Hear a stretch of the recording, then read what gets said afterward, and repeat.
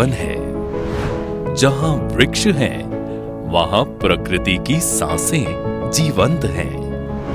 इसीलिए हमारे प्रधानमंत्री श्री नरेंद्र मोदी जी के कुशल नेतृत्व में वृक्षारोपण का कार्य अनवरत चल रहा है, जिसके अंतर्गत अनगिनत वृक्ष लगाए जा रहे हैं। पर्यावरण की रक्षा के इसी महाअभियान में माननीय केंद्रीय सड़क परिवहन एवं राजमार्ग मंत्री श्री नितिन गडकरी जी ने एक और क्रांतिकारी कदम उठाया है। उनका सपना है हर सड़क पर पेड़ों की छाया हो और हर रास्ता हरियाली से ढका हो। उनका संकल्प केवल पेड़ लगाने तक सीमित नहीं है, बल्कि पेड़ों को कटने से बचाते हुए पुनर्रोपण यानी ट्री ट्रांसप्लांटेशन करके उन्हें संरक्षित रखा जा रहा है। NHAI द्वारा देश भर में 70,895 ट्री ट्रांसप्लांटेशन किए गए हैं। मॉर्थ ने राष्ट्रीय राजमार्गों को हरित बनाने के लिए 2015 में हरित राजमार्ग नीति प्रख्यापित की, जिसके तहत NHAI ने देश भर में 450 लाख से अधिक पेड़ लगाए हैं। इनमें 994 किलोमीटर NH के रास्तों में करीब 3.33 लाख बांबू के पेड़ लगाए गए हैं। देश के अलग अलग हिस्सों की तरह ही अपने संसदीय क्षेत्र को भी हरित नागपुर में परिवर्तित करने के लिए श्री गडकरी जी कृत संकल्प हैं, जिसके लिए उन्होंने फुटपाथों और रिंग रोड के मीडियन में भी 3 स्तरीय वृक्षारोपण कराए हैं। साथ ही नागपुर प्रवास के दौरान वो स्वयं इन पेड़ों के विकास का निरीक्षण भी करते हैं। केंद्रीय मंत्री श्री गडकरी जी के कुशल नेतृत्व में सतत नए हाईवे और एक्सप्रेसवे बनते जा रहे हैं।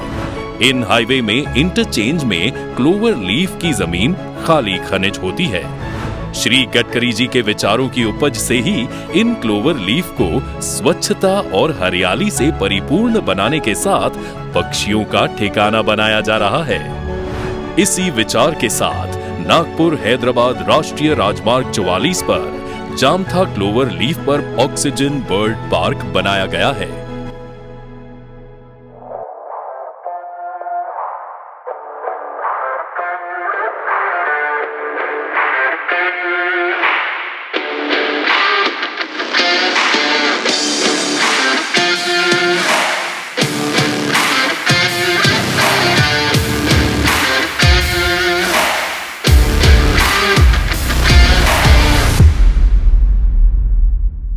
ऑक्सीजन बर्ड पार्क को बेहतर तरीके से परिणाम तक पहुंचाने के लिए NHAI ने एक जैव विविधता सलाहकार को नियुक्त किया, जिन्होंने साइट का अध्ययन किया और भूमि की जैव विविधता को बढ़ाने के लिए प्रकृति के अनुकूल पेड़ पौधे लगाने की सलाह दी। भारत में ये अपनी तरह की अनोखी पहल है।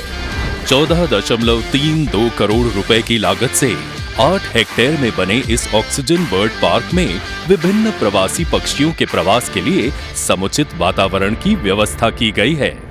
इसके अतिरिक्त यहाँ 3.1 हेक्टेयर भूमि में मियावाकी पद्धति से 93,000 पौधे लगाए गए हैं, जो बहुत जल्द ही घने जंगल में परिवर्तित हो जाएंगे।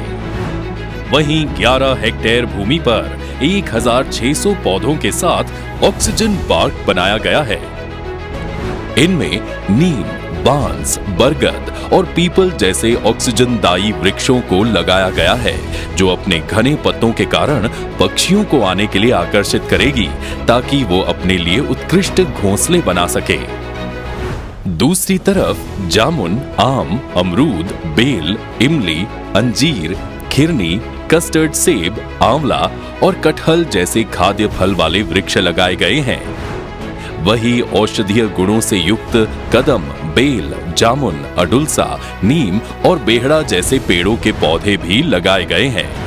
वहीं बीजा, हल्दू और चार जैसे पेड़ों की लुप्त होती प्रजातियों को बचाने पर भी काम चल रहा है। इसके अतिरिक्त यहाँ 30 वाटर रिचार्ज पिट भी तैयार किए गए हैं, जिसमें पानी इकट्ठा हो सके और ग्राउंड वाटर लेवल रिचार्ज हो सके। एक तरफ इस ऑक्सीजन उद्यान के माध्यम से दुर्लभ प्रजाति के वृक्षों का संरक्षण और संवर्धन किया जा रहा है, तो दूसरी तरफ इसके अंदर बने तालाबों में विभिन्न प्रकार के कमल और लिली के फूल इसकी सुषमा में चार चांद लगाते हैं। इन तालाबों से जल पंछियों को नया आशियाना मिलता है, जिनमें प्रवासी और स्थानीय बतख शामिल हैं। यहाँ तालाबों के मुहाने बने रीड बेड, वाटर हेन्स, मूर हेन्स और रीड वॉबलर्स जैसे पक्षियों के लिए प्रवास के दौरान रहने की सुविधा मुहैया कराते हैं। वही देसी बांस की ऐसी प्रजातियां इस उद्यान में पाई जाती हैं, जो धूल और ध्वनि प्रदूषण को कम करने में सहायक साबित होती हैं। ऐसे प्राकृतिक नजारे के लिए आने वाले पर्यटकों की सुविधाओं के लिए इस पार्क में टिकट काउंटर, फूड कोर्ट, आधुनिक शौचालय, बेहतरीन फुटपाथ, जॉगिंग और साइकिलिंग ट्रैक, शानदार एम्फी थिएटर, वॉच टावर और कास्ट आयरन बेंच समेत कई सुविधाएं उपलब्ध हैं। लैंडस्केप के नजारे के लिए हरियाली युक्त विस्तारित लॉन से लेकर सिंचाई प्रणाली तक की व्यवस्था की गई है।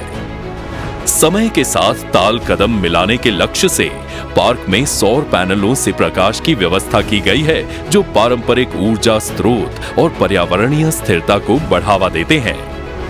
विकास को पर्यावरण के साथ जोड़कर चलने की पहल करने वाले केंद्रीय मंत्री श्री नितिन गडकरी जी के प्रयासों से ग्रीन इंडिया, क्लीन इंडिया का सपना बिल्कुल सच होने लगा है।